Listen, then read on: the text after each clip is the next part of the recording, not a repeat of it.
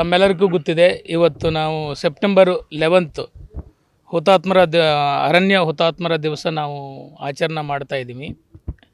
ತಮ್ಮೆಲ್ಲರಿಗೂ ಗೊತ್ತಿದೆ, ಸಾಕಷ್ಟು ಜನರು ನಮ್ಮ ರಾಜ್ಯದಲ್ಲಿನೇ 61 ಅರಣ್ಯ ಇಲಾಖೆ ಸಿಬ್ಬಂದಿಗಳು ಇದಕ್ಕೂ ಹುತಾತ್ಮರಾಗಿದ್ದರು. ಅರಣ್ಯ ರಕ್ಷಣಾ, ವನ್ಯಜೀವಿ ರಕ್ಷಣಾ ಮತ್ತು ನಮ್ಮ ಪರಿಸರವನ್ನು ರಕ್ಷಿಸುವುದಲ್ಲಿ. ಇದಲ್ಲದೆ ಇಡೀ ದೇಶದಲ್ಲಿ ಸಾವಿರಾರು ಅರಣ್ಯಾಧಿಕಾರಿಗಳು, ಮುಂಚೂಣಿ ಸಿಬ್ಬಂದಿ ಎಲ್ಲ ಇದು ಸಾಕಷ್ಟು ಈ ವೈಲ್ಡ್ ಲೈಫ್ ಕಲ್ಲರಕಿ ಮತ್ತು ಅರಣ್ಯ ಕಲ್ಲರಕ್ಕೂ ಬಲಿಯಾಗಿದ್ದರು.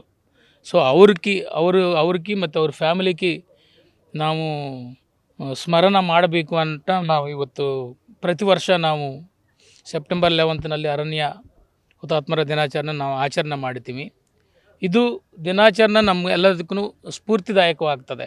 ಯಾಕಂದರೆ ಅವರು ತ್ಯಾಗ, ಬಲಿದಾನ, ನಿಸ್ವಾರ್ಥ ಸೇವೆ ಎಲ್ಲ ನಮ್ಮೆಲ್ಲರಿಗೂ ಒಂದು ಇನ್ಸ್ಪಿರೇಷನ್ ಕೊಟ್ಟು, ನಾವು ಒಂದು ಸೇವೆಯಲ್ಲಿ ಯಾವ ರೀತಿಯಲ್ಲಿ ನಾವು ನಡ್ಕೊಳ್ಬೇಕು, ಡಿಪಾರ್ಟ್ಮೆಂಟ್ಗೂ ನಾವು ಸೇರಿದ ಮೇಲೆ ಅರಣ್ಯ ಸಂರಕ್ಷಣೆ ಅನ್ನೋದು ತಮ್ಮೆಲ್ಲರಿಗೂ ಗೊತ್ತಿದೆ, ಒಂದು ದೇವರ ಕೆಲಸ. ಮುಂದಿನ ಪೀಳಿಗೆಗೆ ನಾವು ರಕ್ಷಣೆ ಮಾಡಬೇಕಂದ್ರೆ ಅರಣ್ಯ ವನ್ಯಜೀವಿಗಳ ಸಂಕುಲನ ಇರಲೇಬೇಕು. ಆದ್ದರಿಂದ ಇದು ರಕ್ಷಣೆ ಮಾಡೋದಲ್ಲಿ ನಾವು ತೊಡಗಬೇಕು ಅಂದರೆ ನಮಗೆ ಎಷ್ಟೋ ಹೆಮ್ಮೆ ಇರ್ತದೆ. ಈ ಹೆಮ್ಮೆ ಕೆಲಸನೂ ನಾವು ಎಷ್ಟೋ ಡಿಸಿಪ್ಲಿನ್ ಆಗಿ ಕಟ್ಟುನಿಟ್ಟಾಗಿ ಮಾಡಿದವಂದ್ರೇ ನಾವು ಅರಣ್ಯಾಧಿಕಾರಿಗಳು ಅಂತ ಹೇಳ್ಕೊಳ್ಳಲಿಕ್ಕೆ ನಮಗೂ ಒಂದು ಇದಿರ್ತದೆ. ಇಲ್ಲಾಂದರೆ ಅದೊಂದು ಥರ ಸೇವಾ ಮಾಡ್ತಾ ಇಲ್ಲ ಅನ್ನೋದು ಒಂದು ಭಾವನೆ ಮನಸ್ಸಿನಲ್ಲಿರ್ತದೆ.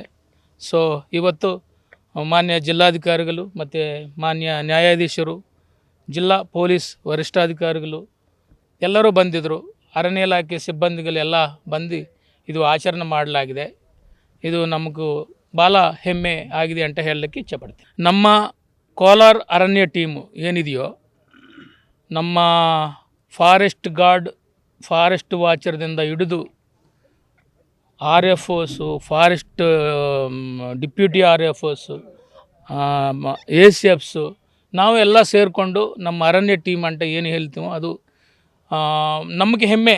ಇಡೀ ದೇಶದಲ್ಲಿನೇ ಹೈಯೆಸ್ಟ್ ನಂಬರ್ ಆಫ್ ಜಾಸ್ತಿ ಒತ್ತುವರಿ ತೆಗೆದು 2600 ಎಕರಷ್ಟು ಒತ್ತುವರಿನ ನಾವು ಇಷ್ಟೊತ್ತಿಗೆ ತೆಗೆದಿದ್ದೀವಿ. ತಮ್ಮೆಲ್ಲರಿಗೂ ಗೊತ್ತಿದೆ, ಸಾಕಷ್ಟು high value lands, Malur industrial area ಆಗಲಿ, ಶ್ರೀನಿವಾಸಪುರ ಟೌನ್ ಆಗಲಿ ಎಲ್ಲ ತೆಗೆದಿದ್ದೀವಿ, ತಮ್ಮೆಲ್ಲರಿಗೂ ಗೊತ್ತಿದೆ.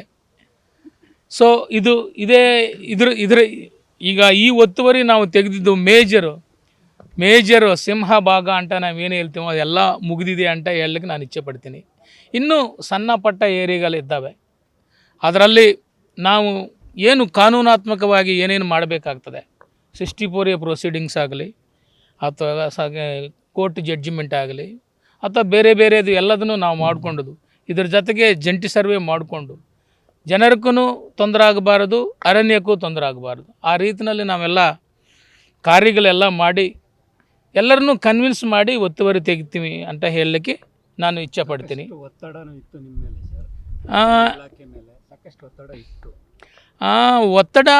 ಒತ್ತಡ ಇದೆ. ಬಟ್ ಒತ್ತಡ ಅಂದರೆ ನಾವು ಇನ್ನೂ ಸರಿಯಾಗಿ ಕೆಲಸ ಮಾಡ್ತಾಯಿಲ್ಲ ಅನ್ನೋದು ಒತ್ತಡ ಇದೆ ನನ್ನ ಮೇಲೆ. ಸೊ ಬೇರೆ ಒತ್ತಡಗಳು ಏನಿಲ್ಲ. ಸೊ ನಾವು ಅರಣ್ಯ ಒತ್ತುವರಿನಿ ಸಮರ್ಪಕವಾಗಿ ನಾವು ತೆಗಿತೀವಿ. ಮತ್ತು ತಮ್ಮೆಲ್ಲರಿಗೂ ಗೊತ್ತಿದೆ, ಯಾಕಂದರೆ ಕೆಲವರು ದಾರಿ ತಪ್ಪಿಸ್ತಾರೆ. ಯಾಕಂದರೆ ಸುಪ್ರೀಂ ಕೋರ್ಟು ಅರಣ್ಯ ಕಾನೂನು ಕ್ಲಿಯರ್ ಆಗಿದೆ. ಒಂದು ಸಾರಿ ಅರಣ್ಯ ಆಗಿನ ಮೇಲೆ ಅದರ ಮೇಲೆ ಯಾವುದೇ ಕಾರಣಕ್ಕೂ ಹಕ್ಕು ಬದಲಾವಣೆ ಆಗೋದಿಲ್ಲ. ಬಟ್ ಏನಾಯ್ತು ಅಂದರೆ ಕೆಲವರು ನಮಗೂ ಹಕ್ಕುಪತ್ರಗಳಿದ್ದಾವೆ, 20 ವರ್ಷ ಮಾಡಿದರೆ 30 ವರ್ಷ ಮಾಡಿದರೆ ಅನ್ನೋದು ಹೇಳಿದರು. ಇದೆಲ್ಲದನ್ನು ಸುಪ್ರೀಂ ಕೋರ್ಟು ಗಮನದಲ್ಲಿ ಇಟ್ಕೊಂಡಿದೆ. ಇದೆಲ್ಲ ಕಾನೂನು ಗಮನದಲ್ಲಿ ಇಟ್ಕೊಂಡಿದೆ. ಇದೆಲ್ಲದಕ್ಕೂ ಉತ್ತರನೂ ಕೊಟ್ಟಿದೆ ಸುಪ್ರೀಂ ಕೋರ್ಟು. ಏನೂ ಆಗಲಿ ನಮಗೂ ಪ್ರಕೃತಿನಲ್ಲಿ, ಅರಣ್ಯದಲ್ಲಿ ಇದು ಒಂದು ಕಮ್ಯುನಿಟಿ ವರ್ಕ್, ಅಂದರೆ ಒಂದು ಸೊಸೈಟಿಗೆ ಸಂಬಂಧಪಟ್ಟ ವರ್ಕು. ಇದನ್ನು ನಾವು ಮುಂದಿಟ್ಕೊಳ್ಬೇಕು. ಅರಣ್ಯನು ಅದೇ ಹಕ್ಕು ಕೊಟ್ಟಿದ್ದವು ಅಂದರೆ ಅದು ಇಂಡಿವಿಜುವಲ್ ಆಗುತ್ತದೆ. ಈ ರೀತಿಯಲ್ಲಿ ಹಕ್ಕನ್ನು ಕೊಟ್ಕೊಂತ ಹೋಗಿದವು ಅಂದರೆ ಅರಣ್ಯ ಉಳಿಸಲಿಕ್ಕೆ ಸಾಧ್ಯ ಇಲ್ಲ. ಯಾವುದು ಕಾರಣಕ್ಕೂ ಈ ಅರಣ್ಯದಲ್ಲಿದ್ದ ಒತ್ತುವರಿನು ಯಾವುದು ಕಾರಣಕ್ಕೂ ರೆಗ್ಯುಲರೈಸ್ ಮಾಡಲಿಕ್ಕೆ ಇಂಡಿಯನ್ ಕಾನೂನಿನಲ್ಲಿ ಅವಕಾಶ ಇಲ್ಲ. ಮತ್ತು ಬೇರೆ ಬೇರೆ ಕಾನೂನುಗಳು ಯಾವುದು ತರಿಸ್ತಾರೋ ನನಗೆ ಗೊತ್ತಿಲ್ಲ. ಆದ್ದರಿಂದ ಏನಾಯ್ತು ಅಂದರೆ ನಾನು ಹೇಳಲಿಕ್ಕೆ ಏನು ಇಚ್ಛೆ ಪಡ್ತೇನೆ ಅಂದರೆ, ಸುಮ್ಮನೆ ಲಿಟಿಗೇಷನ್ ಮಾಡಿಕೊಂಡದು, ಸುಮ್ಮನೆ ಗಲಾಟ ಮಾಡಿಕೊಂಡದಕ್ಕೂ ಏನೂ ಉಪಯೋಗ ಯಾವುದೂ ಬರುವುದಿಲ್ಲ. ಆದ್ದರಿಂದ ನಾವು ಕಾನೂನಾತ್ಮಕವಾಗಿ government of the forest department headquarters ನಮ್ಮ Karnataka forest department headquarters ಏನು ಡೈರೆಕ್ಷನ್ ಮಾಡಿದ್ವು ಆ ಡೈರೆಕ್ಷನ್ಸ್ನೆಲ್ಲ ನಾನು ತಲೆನಲ್ಲಿಟ್ಕೊಂಡು ಕಾನೂನುಬದ್ಧವಾಗಿ ನಾವು ಒತ್ತುವರಿ ತೆಗಿತೀವಿ ಅಂತ ಹೇಳಲಿಕ್ಕೆ ಇಚ್ಛಪಡ್ತೀವಿ. ಜಂಟಿ ಸರ್ವೆ 100% ಮಾಡ್ತೀವಿ. ಯಾಕಂದರೆ ಕೆಲವರು ಬೌಂಡ್ರಿಗಳು ನಮಗೂ ಗೊತ್ತಾಗ್ತಾ ಇಲ್ಲ. ಒಂದೇ ಸರ್ವೆ ನಂಬರ್ನಲ್ಲಿ ಅರಣ್ಯ ಇದೆ, ಸ್ವಲ್ಪ ಜನರ ಜಾಗ, ರೆವಿನ್ಯೂ ಜಾಗ ಇದೆ. ಈ ಎರಡನ್ನೂ ಬೈಫರ್ಕೇಷನು ಇದೆಲ್ಲ ಸಾಕಷ್ಟು ಟೈಮ್ ಆಗಿದೆ.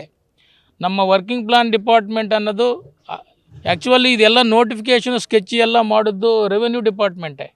ಇದಲ್ಲದೇ ಸಾಕಷ್ಟು ಟೈಮು ಅರಣ್ಯ ಇಲಾಖೆ ವರ್ಕಿಂಗ್ ಪ್ಲಾನ್ ಡಿಪಾರ್ಟ್ಮೆಂಟ್ ಬಂದು ಸಾಕಷ್ಟು ಟೈಮು ಸರ್ವೆ ಮಾಡಿ ಎಷ್ಟು ಮಾಡಿದ್ರೂ ಅಲ್ಲೇಕೆ ಬರ್ತದೆ.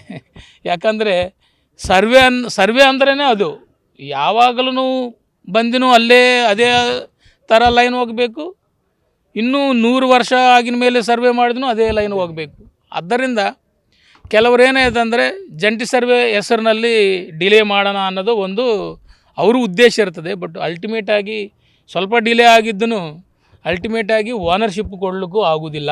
ಸುಪ್ರೀಂ ಕೋರ್ಟ್ ಕ್ಲಿಯರಾಗಿ ಹೇಳಿದೆ, ಒಂದು ಸಾರಿ ಅರಣ್ಯ ಅಂತ ನೋಟಿಫಿಕೇಷನ್ ಆಗಿನ ಮೇಲೆ ಅದರ ಮೇಲೆ ಯಾವುದೇ ರೀತಿಯಲ್ಲಿ ಪ್ರೈವೇಟ್ ವ್ಯಕ್ತಿಗಳು ಹಕ್ಕು ಬದಲಾವಣೆ ಆಗುವುದಿಲ್ಲ.